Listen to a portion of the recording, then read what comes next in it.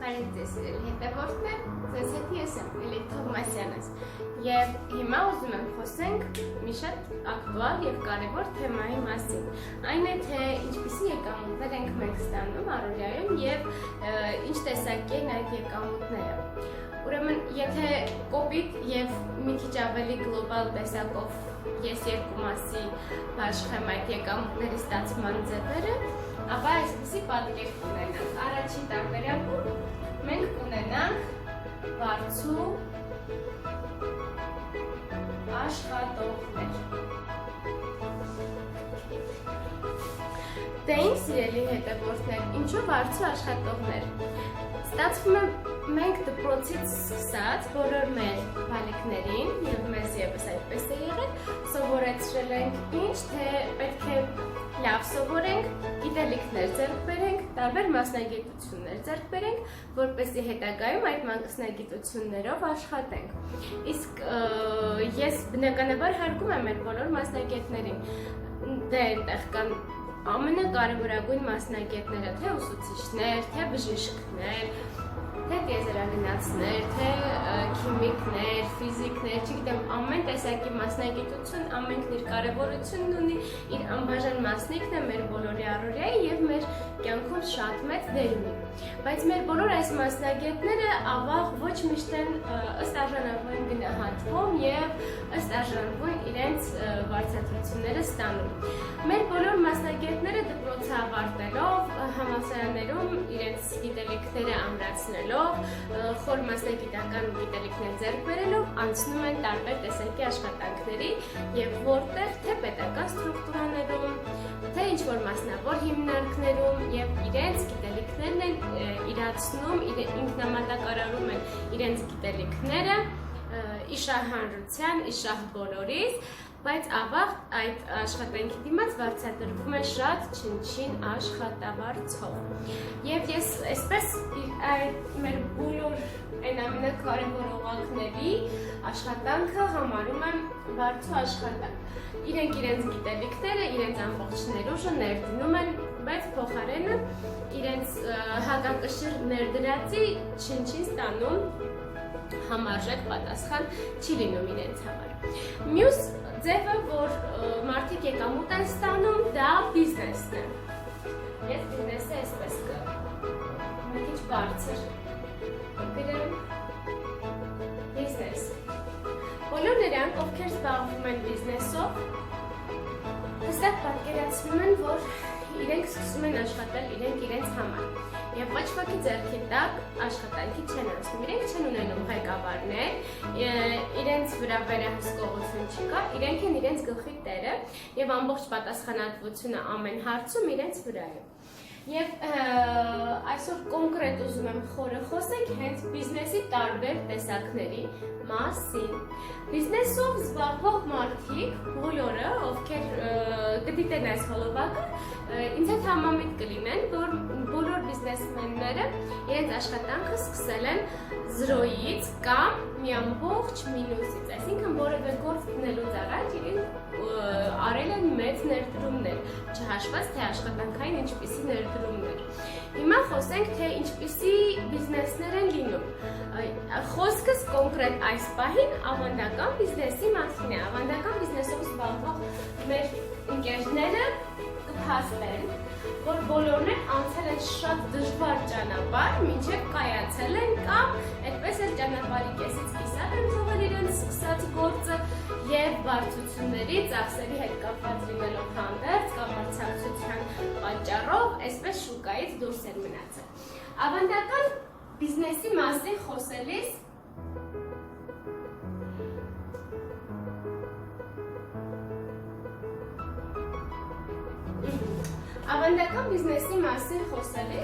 ուզում եմ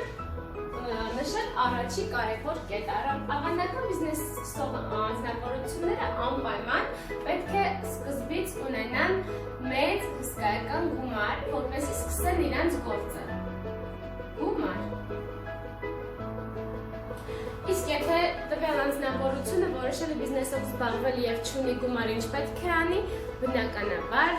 գնում եք պարտքի տարբերակի կամ վարկ են վերցնում, կամ տոկոսով գումար, կամ ընկերներից, դե լավագույն տարբերակում գալիս է վարկը ևս ստացվում է հետագայում ինքը տոկոսներով պետք է փակի, հաստատ շահավետ և հարմար տարբերակ չէ, բայց դե ինչ, ասենք ձեռք բերեց մեր տվյալ անձնավորությունը իր ավանդական բիզնեսը սկսելու համար սկզբնական գումարը։ Հետագայում մեր անձնավորությունը ինչ պետք է անի, իր գումարը արդեն ձեռք բերեց, պետք է տարածքի խնդիր լուծի։ Այսպես ես փուլարկում ուզում եմ նկարագրել, թե ինչպիսի գործընթացների միջով է անցնում հետագայում մեր բիզնեսմենը։ Տարածքի խնդիր է լուծում, թե որտեղ պետք է իր սկսած գործը իրականացնի, ենթադրենք, եթե վաճառքի ոլորտին անդրադառնանք, թե որտեղ պետք է այն ապրանքները, որը ձեռք կբերի, տարածք, որտեղ կսպառի այդ ապրանքները։ Այնուհետև այդ տարածքը ձեռք բերելուց հետո պետք է նախ օրինականացնել նաև այդ ամբողջ գործընթացը, որը նա կսկսի։ Այսինքն այստեղ մեզ պետք է հարկայինի հետ խնդիրները կարգավորել, ամբողջ դաշտը օրինականացնել։ Այնուհետև կգա հաջորդ փուլը, իր ապրանքները, գումարը ձեռք էր բերել, տարածքը, հարկայինի խնդիրները ամբողջը կարգավորեց, որոշել էր, թե ինչ գործով է զբաղվելու, իր ապրանքատեսականի ներդրումով կրկին կբերի, տարածքում կտեղավորի, հետո պետք է ինչ անել, նախ աշխատողներ պետք է ունենա, որ կարողանա իրացնի այդ ամեն ինչը, այստեղ աշխատողներ են, զանազան այլ ծախսեր են գալիս, և այլն, այստեղ այլ ծախսեր, և այս ամբողջը գումարվում է, սենց հսկայական խնդիրների միջով անցնում է մեր անձնավորությունը, ով որոշել էր սկսել ավանդական բիզնես և սկսել էր։ Այս սկիզբը միայն, ընթացքը, գալիս է մրցակցություն, գալիս է գովազդային փուլ, ծախսեր, գալիս է տարբեր շուկայական խնդիրներ, զանազան բազում այլ խնդիրներ, որոնք ծառանում են մեր անձնավորության առաջ, մեր բիզնեսմենի առաջ և մեր բիզնեսմենները շատ քչերը, ովքեր ընթացքում կարողանում են մի փոքր եկամուտ ունենալ, մի մասը փակել այստեղ սկզբնական վերցրած գումարի համար, տարածքի փող փակել, հարկայինի մուծումներ անել, աշխատողների գումարներ փակել և այլն, և շատ քչերն են կարողանում այս մրցունակ աշխարհում առաջ գնալ և ամրապնդել իրենց տեղը, կարողանում են մարել սկզբնական վերցրած իրենց մեծ ամբողջ այդ պարտքը, թե չէ, այսպես բազում խնդիրներ է առաջանում և բազում դժվարությունների միջով է անցնում մեր ավանդական բիզնես ծրագիրը սկսող անձնավորությունը։ Եվ մի կարևոր հանգամանք, եթե տվյալ բիզնեսով զբաղվող անձնավորությունը որոշում է, ենթադրենք, վաճառք իրականացնել որևէ ապրանքի կամ ծառայության, ինչ է լինում։ Իսկ սկզբնական մինուս գումարը, այսքան ծախսեր, եթե ինքը որևէ սկզբնական փուլից սկսած, այստեղից սկսած որևէ կարևոր ապրանքատեսականի կամ ծառայություն է մատուցելու մեզ, որը սկզբում պետք է X ինքնարժեք ունենար, եթե դա ապրանք է, ապրանքի ինքնարժեքը, եթե ծառայություն է, ապա ծառայությունը արդեն բարձր կգնահատվի, այս X ինքնարժեքին մեզ կշարունակվի գումարել որևէ Y գործոն տարածքի համար, այստեղ պարտքի գործոնը Z կգումարվի, այստեղ մեր հարկայինի գործոնները կգումարվեն, R ենթադրենք, կգումարվեն այստեղ մեր աշխատողների գումարները, T կգումարվեն այստեղ այլ ծախսերը, հոսանքի և կոմունալները և այլն։ Մի խոսքով մեր ինքնարժեքը, որը սկզբում X էր մեր ծառայության և ապրանքի, կդառնա X գումարած Y, գումարած R, գումարած T, գումարած Z, գումարած և այլն, և այստեղ կստացվի ինչ-որ մեծ հսկայական թիվ։ Դե ինչ, արդյունքում ունեցանք այն, որ մեր բիզնեսմենը բավականին և դժվարություններով անցավ և թանկ մատուցեց իր ծառայությունը։ Դե հիմա ասեմ տարբերությունը, եթե մարդը որոշում է ոչ թե ավանդական բիզնեսով զբաղվել, այլ ընտրանք է որոշում, այլ ընտրանքն է ընտրում, այլ ընտրանք այսօր կա և այլ ընտրանքի անունն է ցանցային բիզնես։ Դե եկեք խոսենք, թե ինչ է ցանցային բիզնեսը։ Ցանցային բիզնեսը այսօր 21-րդ դարում շատ լայն տարածում ունեցող եւ շատ եկամուտներ բերող ամենավերևում գտնվող բիզնեսներից է։ Բայց այստեղ եւս մի կարևոր հանգամանք կան նաեւ այս ոլորտում շատ մեծ խաբեություններ, որոնցից զերծ մնալու համար պետք է լայն այս դաշտը ուսումնասիրել, խորը ուսումնասիրել, տեսնել, թե որ ընկերությունում եք դուք, որ ընկերությունը ինչ մարքեթինգ պլան ունի, ինչ եկամուտներ կարող եք այդտեղ ձեռք բերել, որպեսզի չլինի հանկարծ դուք եկամուտներ ձեռք բերելու փոխարեն մի բան էլ ձեր տանից գումար վերցնեք եւ ներդնեք այնտեղ, այդպես էլ խաբված մնալով։ Մի խոսքով, սա մի փոքր հավելում, շատ կարևոր հավելում բոլոր այն մարդկանց համար, ովքեր դեռ այս ոլորտի հետ չեն առնչվել, ուշադիր կլինեք։ Դե ցանցային մարքեթինգով զբաղվող անձնավորությունների հիմնական աշխատանքը ինֆորմացիայի տարածումն է։ Ինֆորմացիա, որը մենք ամեն օր ենք տարածում մեր շրջապատում։ Ամեն օր այդ հարցի հետ մենք առնչվում ենք։ Օրինակ, երբ օգտվում ենք որևէ լավ վարսահարդարման սրահից, գեղեցկության սրահից, որևէ համեղ մորեղեն ենք փորձում, որևէ լավ հաճելի սպասարկվող խանութ ենք գտնում եւ մեր մտերիմների հետ, մեր տան անդամների հետ կամ մեր ընկերների հետ այսպիսի կարծիքով կիսվում ենք, գիտեք, ես այսինչ գեղեցկության սրահը գնացի, ինձ շատ հաճելի սպասարկեցին, ես շատ գոհ մնացի, անպայման դուք եւս օգտվեք, ես խորհուրդ տվեցի, ինֆորմացիա տվեցի տվյալ գեղեցկության սրահի մասին։ Գիտեք, ես ինչ ընկերության խմորեղենը, այսինչ անձնավորության պատրաստած խմորեղենն եմ փորձել եւ տեսքն է գեղեցիկ եւ համն է շատ համեղ, անպայման փորձիր այս առաքին դու եւս պատվիր։ Այսպես իմ խորհրդով ընկերներս, մտերիմներս կարող են դա վերցնել կամ որևէ տնտեսական միջոց եմ վերցրել, որը շատ հավանել եմ, խորհուրդ եմ տվել մայրիկս եւս շարունակել է իմ խորհրդով վստահելով իմ կարծիքին, օգտվել է տվյալ խանութից եւ վերցրել իմ խորհուրդ տված ապրանքատեսականին, ես ինչ եմ արել, ինֆորմացիա եմ տարածել։ Բայց այս առօրյա մեր բոլոր շփման ինֆորմացիայի տարածման համար բնականաբար մենք չենք վարձատրվել։ Շատ հետաքրքիր է, որ ցանցային բիզնեսում այդ ինֆորմացիան տարածելու համար դուք կարող եք մեծ գումարներ վաստակել։ Չնայած պետք է ինֆորմացիան եւս գրագետ մատուցել, որը եւս յուրաքանչյուր մարդ կսովորի ինքնակրթմամբ, ինքնազարգացմամբ։ Ես շատ կարևորում եմ յուրաքանչյուր անձնավորության անընդհատ իր ինտելեկտի, իր տեսակետների վրա թե աշխատանքը, թե ինքնակրթությունը։ Դե ինչ շարունակենք ինֆորմացիայի տարածման մասին այն հանգամանքին անդրադառնալ, որ ցանցային բիզնեսում ինֆորմացիա տարածելով մենք կարողանում ենք գումար աշխատել։ Իսկ ինչպես է դա իրականանում։ Ցանցային բիզնեսի հիմքը դնում են խոշոր արտադրական ընկերությունները։ Ավանդական բիզնեսի դեպքում մենք տեսանք, որ ինքնարժեք, երբ ապրանքը ինքնարժեքով էր, մինչև սպառողին հասնելը բավականին մեծ ծախսերի առաջ էր կանգնում, տվյալ անձնավորությունը անհատը մինչև իրացներ իր ապրանքը եւ շրջապատին էր իրացնում ոչ թե ինքնարժեքով ձեռք բերված ապրանք, այլ բավականին մեծ այլ թվով ստացված ապրանք։ Էլ չեմ ասում, կան ապրանքատեսականիներ, որոնք միայն տվյալ երկրի տարածքում չեն սպառվում, այլ արտահանվում են տարբեր երկրներ։ Այժմ տեխնիկան շատ ապրանքատեսականիներ, որոնք Եվրոպայից գալիս հասնում են մեր երկրներ, այլ երկրներ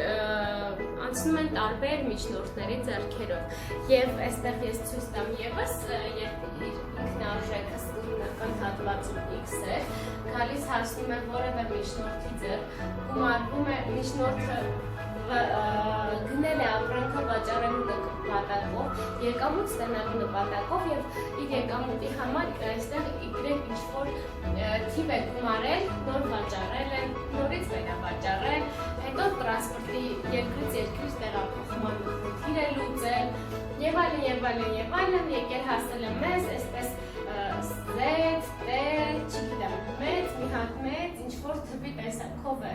հասել սպառողին և սպառողը ունենում է ոչ թե X ապրանք, X արժեքով, այլ X գումարած Y, գումարած Z, գումարած T և այլն այսպիսի մեծ ինքնարժեքով ապրանք։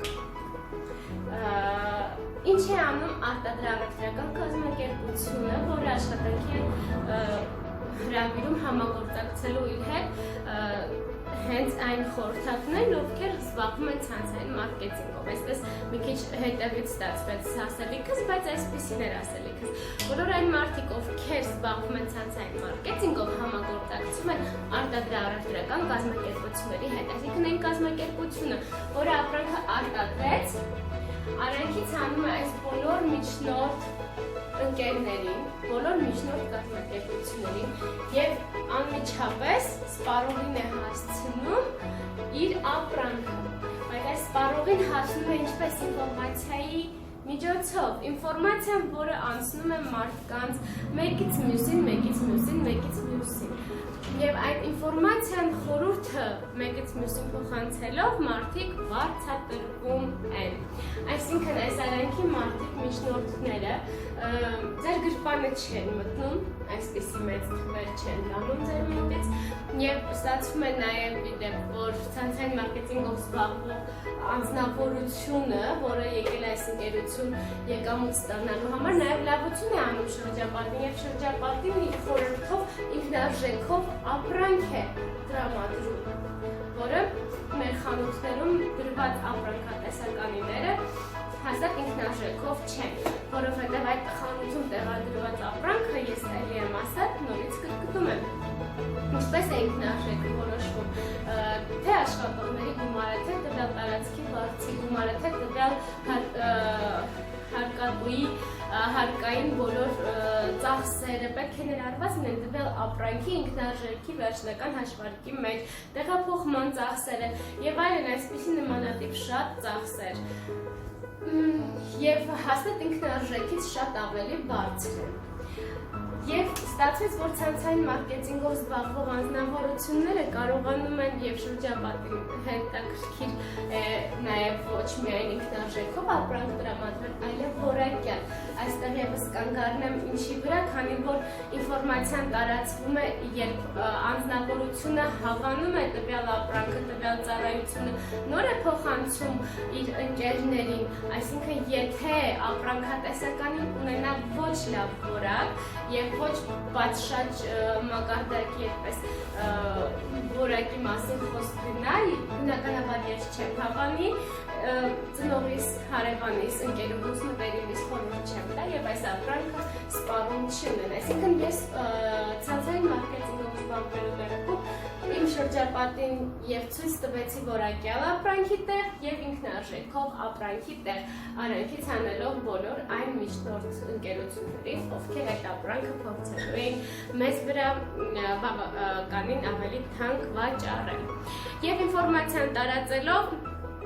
ընկերներ հավաքելով, բոլոր այն մարդիկ ընկերները, ովքեր ձեր խորհրդով կսկսեն միանալ և սկսում են միանալ ձեր սկսած ցանցային բիզնեսին, իրենք դառնում են ձեր գործընկերները, ոչ թե ձեր ենթականները, ոչ թե ձեզ հրավիրողը ձեր ղեկավարը, այլ դուք բոլորով դառնում եք գործընկերներ և գործընկերները միասին ձեր ձեռքի տված հաղթահարում են ամեն ինչ։ Եվ կարևոր մի բանի մասին ասեմ, կաթիլ ջրի մասին։ Կաթիլ ջուրը համեմատեմ ցանցային մարքեթինգը և կաթիլ ջուրը, ավանդական բիզնեսը կաթիլ ջուր համարեմ, ցանցային մարքեթինգը շիթով հոսող ջուր։ Երբ կաթիլ ջուրը տարիներով հոսում է քարի վրա հետքը մնում է, այսինքն տարիներով կատարված աշխատանքը մի օր իր արդյունքը տալիս է,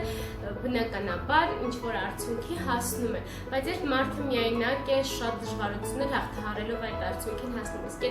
երբ ջուրը ոչ թե մի կաթիլ է, այլ կաթիլների հավաքածու շիթով է հոսում, ջրվեժի պես է հոսում, այդ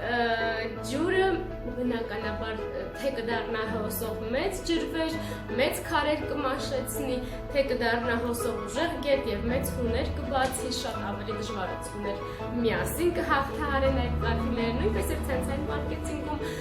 մարդը այս աշխատանքը սկսելով միայնակ 0-ից առանց ներդրում անելու, իմիջիայնոց կամպանիայի հետ համագործակցելով ներդրում չի անի տվյալ անձնավորությունը, այլ ուղղակի կսկսի ինֆորմացիա տարածել, հետագայում հասնելով այն արդյունքի, որ իր շուրջ կհավաքվեն իրպես գաղափարակից մտերիմ ընկերներ եւ նրանք միասին կսկսեն համագործակցել եւ այլ ավելի մեծ հաղթանակներ կտանեն։ Իսկ մենակ բիզնեսմենը այդպես է դժվարություններ հաղթահարելով կմաշեցնի իր մի կաթիլով քարը, այսպես համեմատությունս այսքանով ավարտեմ, ցանցային մարքեթինգի մասին ընդհանուր գաղափարը այն ինչ ուզում էի մատուցել այսքանով ավարտեմ, հարցերի դեպքում գրեք ինձ, սիրով կպատասխանեմ, շնորհակալություն ուշադրության համար։